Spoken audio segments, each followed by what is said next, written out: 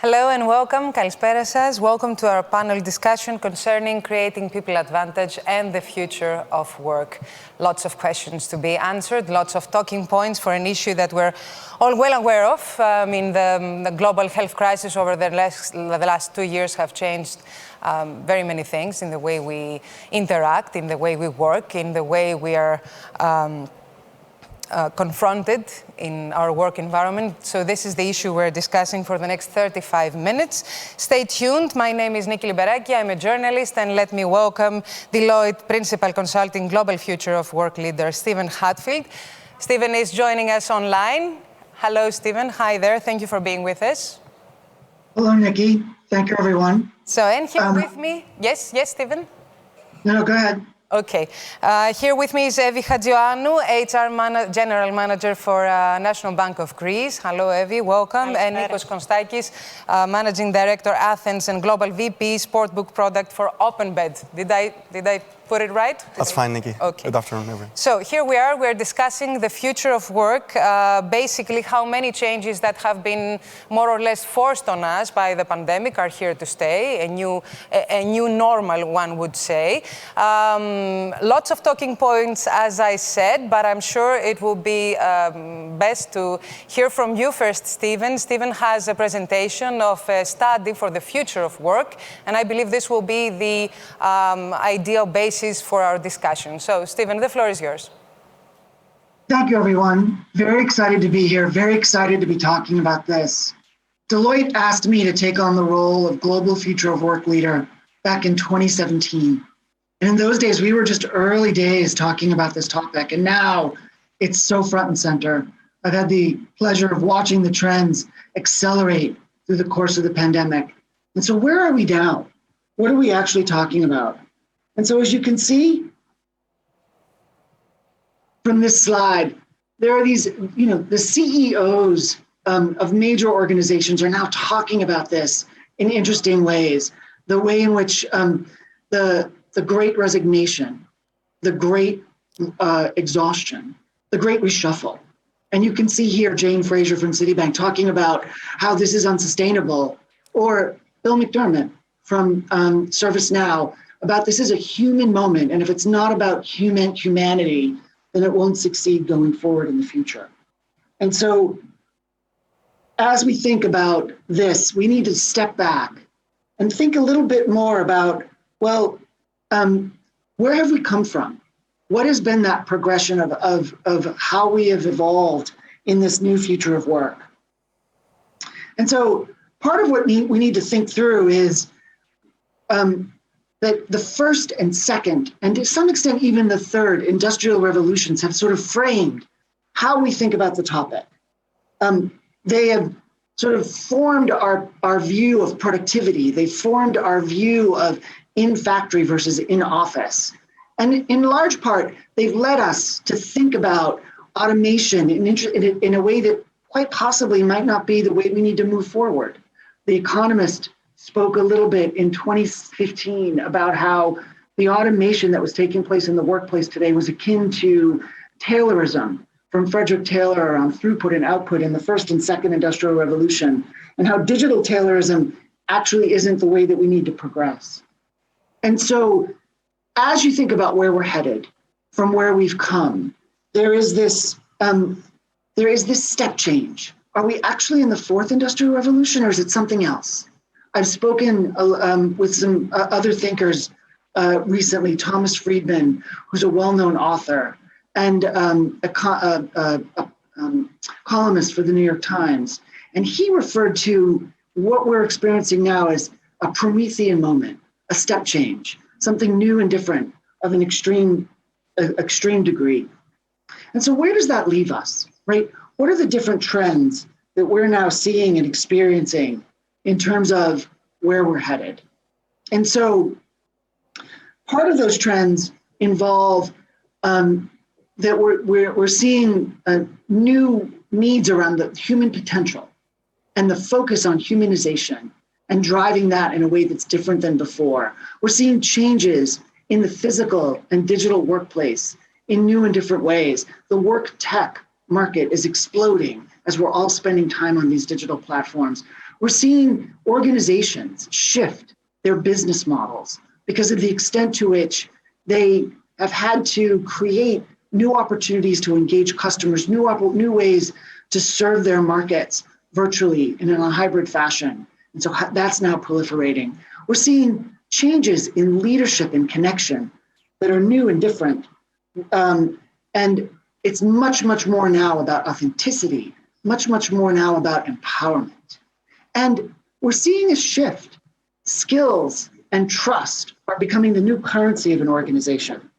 And so now what's transpiring is the extent to which organizations are looking at how to engender trust and how to think about how do we upskill and reskill, how do we tap in to that potential of our workforce in a new and a different way.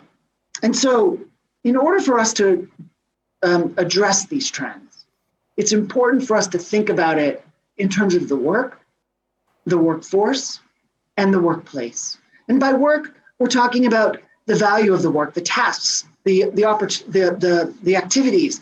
It's much more about outcomes as opposed to outputs. And how do we focus on the new outcomes that we want to create as we have machines and humans collaborating together? And we're watching that collaboration happen across all industries. We're seeing more of it happen in production lines as we are seeing it within the knowledge sector. And then workforce. How do we think about the workforce in terms of the new skills? How do we think about the capabilities that they bring to the table which endure and never change? How do we address new talent models and actually looking for talent in different ways? Applying sort of an ecosystem view to access the skills you need when you need them. And now that we're all on these digital platforms, you can tap into talent in different ways globally than ever before. And then finally, the workplace. And this is much more about the combination of the physical and the digital. How do we shed that mental model around us being on a production line in a factory from the second industrial revolution to us all being in an office, but yet still in a sea of cubicles from the third industrial revolution? How do we create something that is a different mix of that new physical and digital workplace, where the digital workplace is actually geared to the needs of the workforce of today? And so with that, we're talking in fact about humanizing work and elevating what humans do and shifting from outputs to outcomes, shifting from process to flow, shifting from thinking about it in terms of technology versus thinking about it in terms of a broad capability. Are we talking about file sharing? Or are we talking about collective intelligence and knowledge management? And thinking about it in terms of not just sort of a myopic, but rather much more of a symphonic. This is actually about multiple disciplines within an organization, real estate and IT and HR coming together to solve this complex problem. But the opportunity for us is great, because if we are able to think about humanizing and elevating in the way that we're talking about now, we can create something much better. And I think it's a world of possibility in our ability to, in effect, humanize work and move to a place where productivity is something new and different. It's not about the efficacy and efficiency, but it's much more about human performance. And how do we elevate how humans operate and work? And in doing so, not just increase productivity, but create more opportunities for innovation, more opportunities for well-being, more opportunities for purpose and meaning at work. And so I hope that we don't miss this opportunity, because unfortunately, often when you think about work, you miss the opportunity. As Thomas Edison has said, opportunity comes in the form of work, but we miss it because it's where we're wearing overalls. And so with that, I hope that we can gain the ground on this opportunity, and let's get to work. Thank you, everyone. Thank you, Stephen. Thank you for this presentation. Just allow me to say, as I was listening to what Stephen was saying, that I believe humanizing work, at least for the Greek standards, would require a very radical change for most organizations in the country. So hopefully we'll have the time and I'll get back to you with some questions. But now let's focus in Greece with you, Evie, beginning from the National Bank of Greece and setting the question.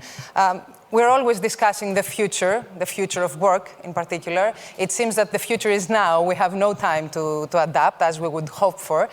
And this is a major challenge.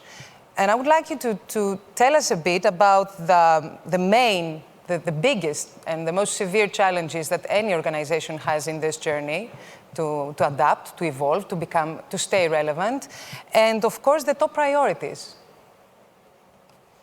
Thank you, Niki, for the question, and thank you, Stephen, because all we heard, I think it was very inspiring. Now, I cannot say that I don't agree that this new normal is here to stay, and I think that what we need to work on is how we will embrace this new normal in order to have the relevant benefit and value for every organization. Mm-hmm. Now, there are challenges, but also I believe that there are hidden opportunities there, and every challenge can be an opportunity. And I would kind of differentiate the challenges into some short-term challenges that we needed to address, and we are still addressing because also the COVID crisis is not yet done, and some mid to longer terms. And I have three main things in my mind to say it. First of all, remote working. I think that we all know that 4 to 5 times we have more remote working than we used to have.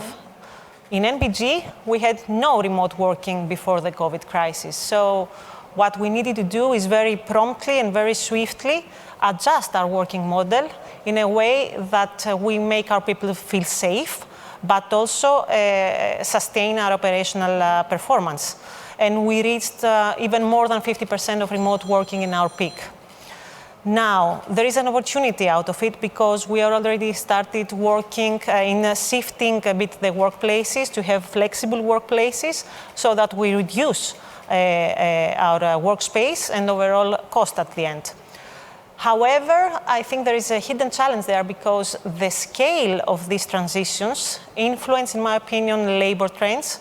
And so policymakers and collective bargaining that still in Greece are very relevant, especially in the banking sector that I work with, should make steps to support the required flexibility that all these new ways of working require in order to succeed.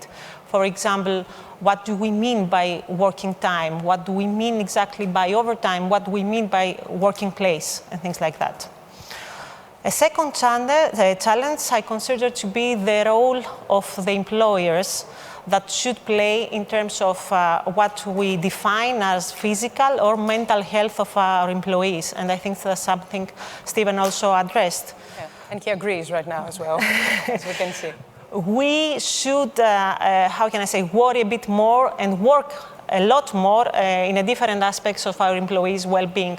What we did very promptly, I think, and the feedback we got was very relevant, is that we launched employee assistance programs during all this crisis, and we believe that it will remain. It was not a once-off for the crisis moment. Last but not least, I think that this crisis also created some inequities. For example, we are a retail bank. That means that we have branches all over Greece, and the people, our colleagues in the branches, cannot work remotely. So what we had to confront is some people that could work remotely, and we had all the relevant means to work remotely for them to feel safe and to have the flexibility required, but some people that needed to be on site. And we needed to work to minimize the inequity behind that. So first of all, we provided very quickly all the means and we took all the precautions for them to feel safe. But apart from that, and we did it, I believe, quite successfully, but apart from that, we needed to show but also to actually live the empathy required that we know what they are confronting every day. We know the daily fear of being confronted with COVID, and we are there with them. So we visited the branches. We were there with them so that we somehow... a sense of caring. A sense of caring and sense that we are with you, even if we are not daily with you at the branch. Now, mid to long term, we have all these things that Stephen very correctly pointed out that we have started working and we need to continue working. I believe that there is actually an opportunity to think a bit out of the box in what we define, how do we define works, how we define capabilities, outcomes, reskilling, everything around people, the architecture of work in general. And in my opinion, the framework around work at the end will define the competitiveness of the economy of each country. Okay, so thank you, Evie, for that. I would like to focus with you, Nikos, mostly on the digital character of the workplace currently. So we spoke about phygital and digital, and indeed, this is something that was not happening, at least not in this scale, prior to the pandemic. So the question for you is, which are the steps that organizations need to take to ensure that their employees will manage to thrive in such an environment? And what do you do, for example? Absolutely. Thank you, Niki, first of all, for the question, and good afternoon, everyone. I think, first of all, it's an evolving situation that we are after here. I believe, the biggest kind of thing underpinning the whole situation is uncertainty, right? I don't believe that we, irrespective of where we sit and what we do, we all kind of have more knowledge than anyone else on how this will end. But I think the key principles that we have started to build are around the fact that this is here to stay. It's something that is not a temporary setback, and I do share the view that both co-panelists shared actually, that this is an opportunity, right? Every change is a challenge. But I think, by embracing a change, you kind of develop from there, and you can kind of harness the benefits of an opportunity. And I think this is exactly kind of the milestone that we are sitting today. So first of all, acknowledge it and make sure that it's here to stay and embrace it. That's, kind of number one. Number two, I felt that, we were almost ready for that, and it was as if the pandemic kind of forced us to something that we were already ready to adapt to. And, it kind of surprised me as well, the fact that, within 24 hours, for example, our company switched into fully remote without kind of any kind of impact from a business continuity perspective, which, it means that it was ready to happen. However, I think that we need to create a sustainable environment for that, right? I mean, just executing against something that was reactive doesn't mean that in the end of the day this is a sustainable piece. And I think it's important that we build out the mechanisms.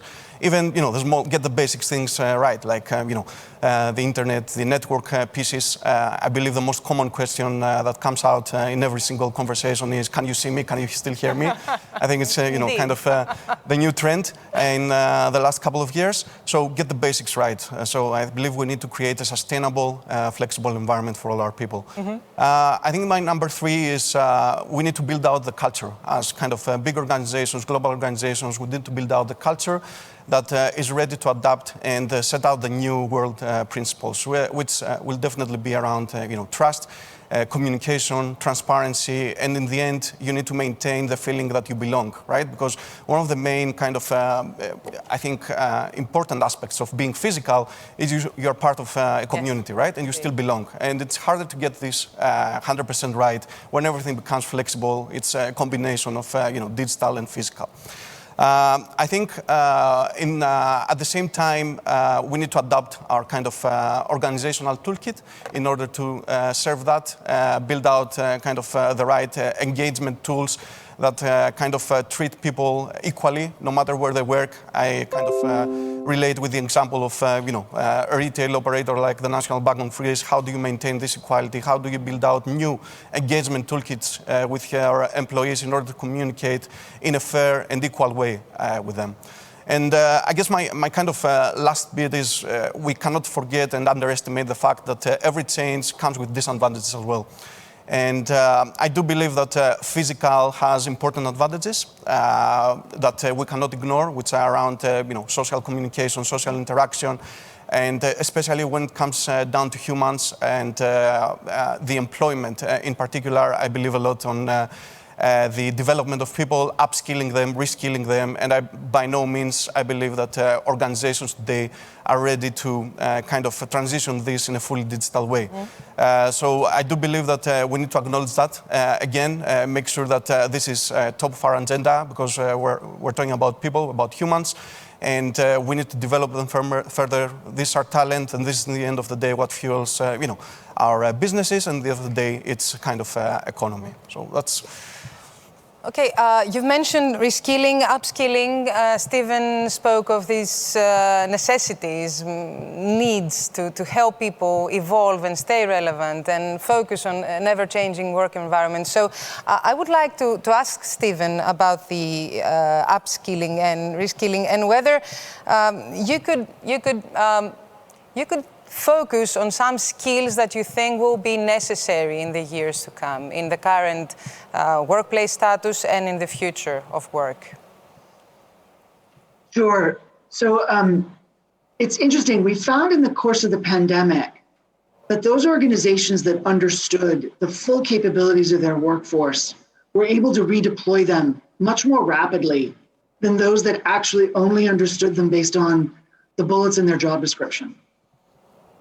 And so that need to be able to sort of understand who we really have and what kind of skills and capabilities they really bring to the table became paramount. We did a survey with Fortune of CEOs, and we asked what was the number one ability they would want to have in order to manage future disruptions. And they cited the ability of their organization to adapt and upskill and take on new roles. And so we think that's going to become paramount. And we're seeing that more and more now in, unfortunately, this environment of the Great Resignation. So the labor shortage is actually in many respects a skill shortage. And so as organizations clock in to the idea that it's about the potential of their workforce and how do they find the skills in a different way, how do they develop those capabilities in a different way, what starts to emerge is a set of enduring human capabilities which organizations will start to focus on and will become part and parcel of what every worker brings to the table. A certain degree of tech savviness, a certain degree of complex systems thinking, a certain degree of storytelling and communication skills and data visualization, venture management, the ability to bring a project to life, to bring a venture together, to sort of visualize and execute on that. And then problem solving, but hypothesis-driven problem solving. They say that about 25% of the global knowledge workers will use digital assistants within the next 2 years, meaning that we will ask AI tools like Siri and Alexa to help us with information. And so the ability to understand how to ask those questions and solve those problems will become part and parcel of what comes to the table. And so that collection of skills will endure as you move across different projects, as you begin to do different things, as you progress in an organization. The one other that I think is going to become paramount goes back to leaders. So learning how to lead in this digital environment, learning how to lead in this world that has emerged, that authenticity and that empathy as applied to the workforce itself. You need to have the ability to understand how to break down the work of the team, recognize when we need to be together to get something done best, and when can we be apart. And when we're apart, how do we contract together to work in the way that makes the most sense for us as a team? When are we together physically?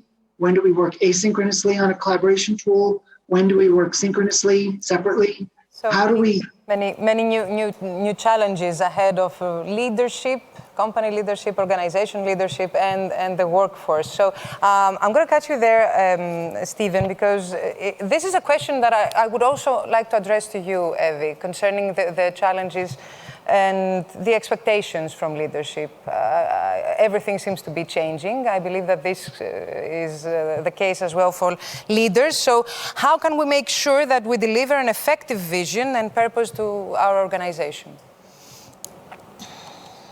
Thank you for the question, and I think that we have covered many of these notions, let's say, of what we need from our leaders now, even more than before. In my opinion, it was a necessity in general, but more now. And for me, the crisis and every crisis moves people a bit back to the basics.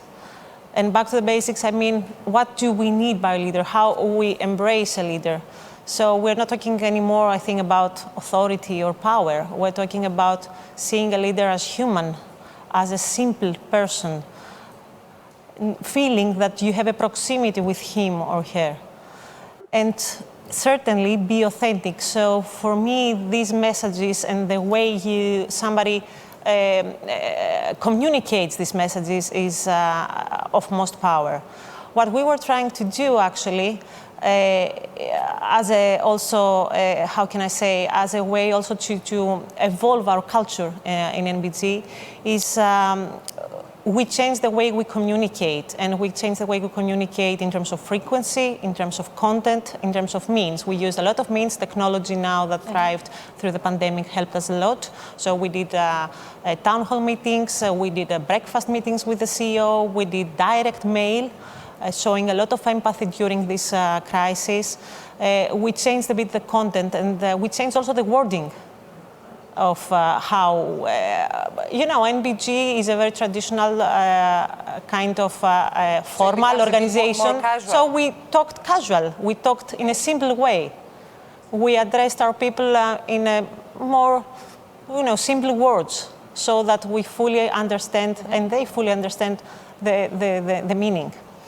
And then we accelerated the revision of our purpose and values exercise, which we have started, and we thought that even during the pandemic it was a necessity. So we revised and we launched our values. We said that we want to become human, actually. We want to be a growth catalyst, we want to be efficient, we want to be trustworthy. And then we launched our purpose, and we did it for the first time in a democratic way. So another thing is that we need to democratize things in the organizations, in my opinion, so that leaders are closer to everybody. As well, as I can see. So we did it for the first time, all included in a big launch event, 7,000 people connected. And we not only launched them as, phrases or just notions. We tried to make everybody understand why we want to be human, why we want to be trustworthy, and how we will try to do it with examples from our customers and our daily lives.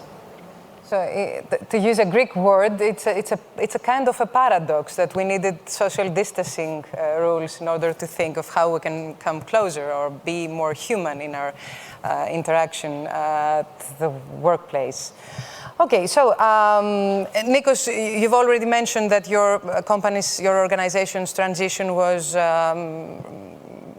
somehow easier than in most cases. You were ready overnight. You did it. So I would like you to point out the strongest arguments for that you would tell someone who has doubts on whether the hybrid model would ensure the same productivity or even better in the future. Yeah, absolutely.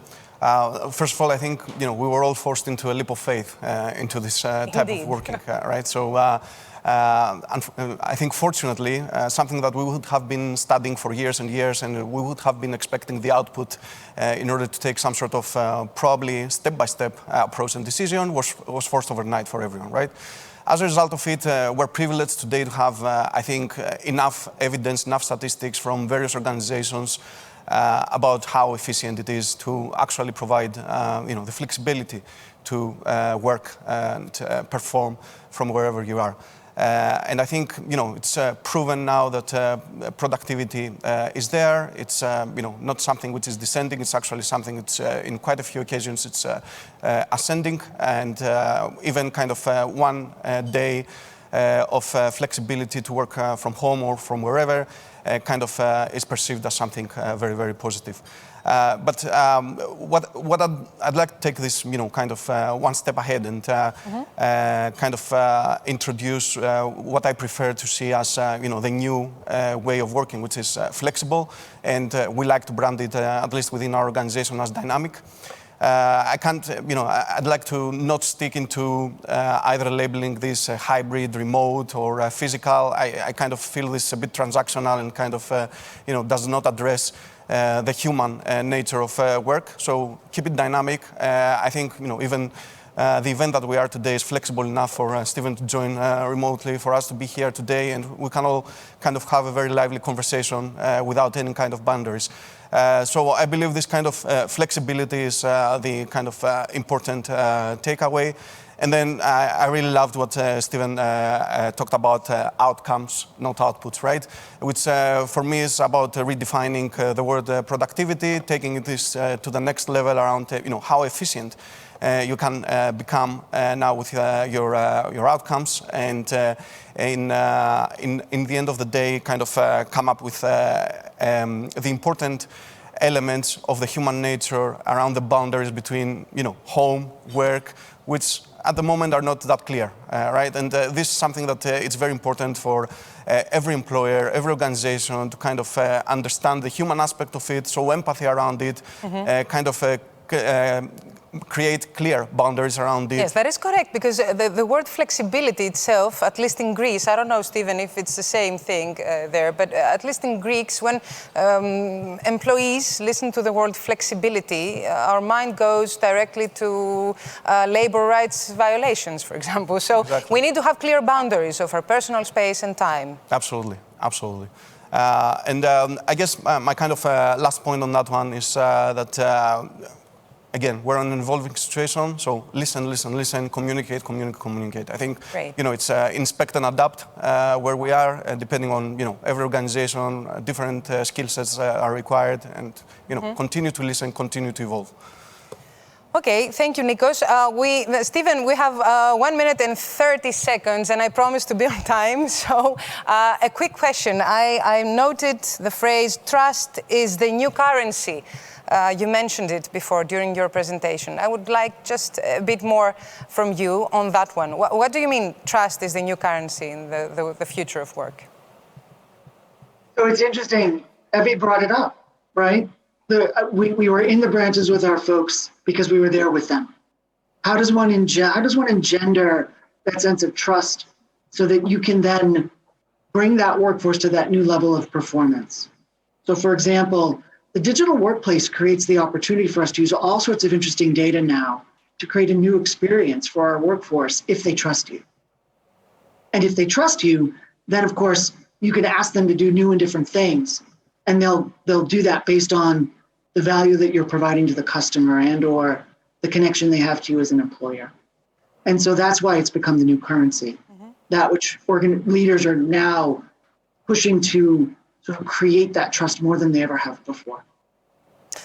Okay, thank you very much, Stephen. Thank you for being with us. Thank you for joining us live, as well as you, Evie Hatzioannou from the National Bank of Greece, and Nikos Konstakis from OpenBet. Thank you, and stay tuned, of course. Thank you very much for joining us.